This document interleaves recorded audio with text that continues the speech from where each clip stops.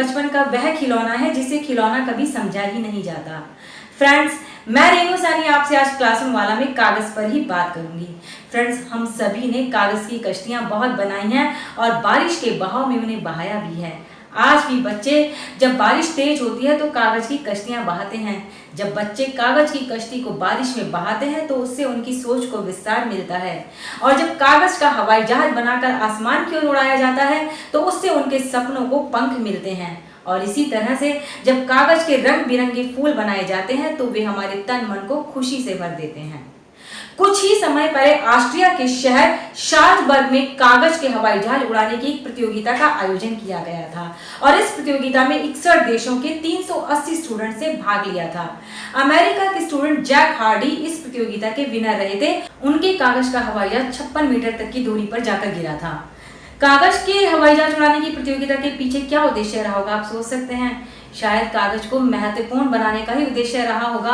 Friends, आजकल का जो समय है वह डिजिटल हो चुका है और आजकल हमें सारी चीजें कागज के बजाय डिजिटल पढ़ने को मिल जाती हैं। ई मैगजीन्स हैं, ई बुक्स हैं, सारी चीजें हमें डिजिटल के माध्यम से पढ़ने को मिल जाती हैं। मगर सच कहा जाए तो जो आनंद कागज की पुस्तकें पढ़ने में है और जो कागज के पन्ने पलटने में है वह आनंद कहीं और नहीं। मनोवैज्ञानिक भी कहते हैं कि वे व्यक्ति जो बचपन से ही कागज के अधिक साथ रहते हैं अधिक बुद्धिमान बनते हैं, क्योंकि कागज पर हम अपनी संवेदनाओं को उतार पाते हैं, उनमें अपनी आड़ी टेढ़ी तिरछी रेखाएं खींचकर अपने कला और कौशल को निखार पाते हैं। कागज किस तरह से व्यक्ति के जीवन को निखार सकता है, आपको एक घटना सुनाती हूँ। इटली में अगस्टिनो नामक एक बड़ी फेमस मूर्तिकार थे। एक दिन उनकी नजर एक बड़ी सी शिला पर पड़ी और वे उसे अपने स्टूडियो में उठाकर ले आए। उन्होंने छेनी और हथौड़ों से उसे मूर्ति बनाने की बड़ी कोशिश की, मगर वे हार गए। उन्हें लगा कि यह जो शिला है यह मूर्ति बन ही नहीं सकती और उन्होंने उसे अपने स्टूडियो के कोने में पीछे की ओर रखवा दिया। साल दर साल बीतते गए, 40 साल बीत गए। 40 साल बाद एक दिन माइकल एंजेलो की नजर उस शिला पर पड़ी और वे उस शिला को अपने स्टूडियो में उठाकर ले आए। उन्होंने छानी और हथौड़ों पर वार करने से पहले कागज उठाया और उस पर अपनी मन भावन या जो मूर्ति वह चाहते थे उसको खींचते रहे। रेखाओं को कागज पे कागज, कागज पे कागज, तरह तरह की रेखाएं वह खींचते रहे। सभी लोगों को लगता था कि माइकल एंजेलो को जब से यह शिला मिली है उनका दिमाग थोड़ा चल सा गया है। और 3 साल बीत गए। 3 साल बाद वह शिला डेविड का रूप लेकर पूरी दुनिया के सामने प्रस्तुत हुई। फ्रेंड्स, हम सभी जानते हैं कि आज भी माइकल एंजेलो की कृति डेविड जो है उनकी अप्रतिम प्रतिमा मानी जाती है और पूरी दुनिया उस मूर्ति को देखकर दंग रह जाती है।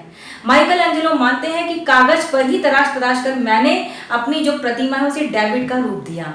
फ्रेंड्स, कागज वह शक्तिशाली हथियार है जिसका सही तरह से प्रयोग किया जाए तो पूरे विश्व को बदला जा सकता है। और बर्क हेजेस तो कागजों से बनी पुस्तक को पूरा जीवन मानते हैं। वह कहते हैं कि अगर आप एक पुस्तक को पढ़ें तो वह आपका पूरा जीवन बदल सकती है।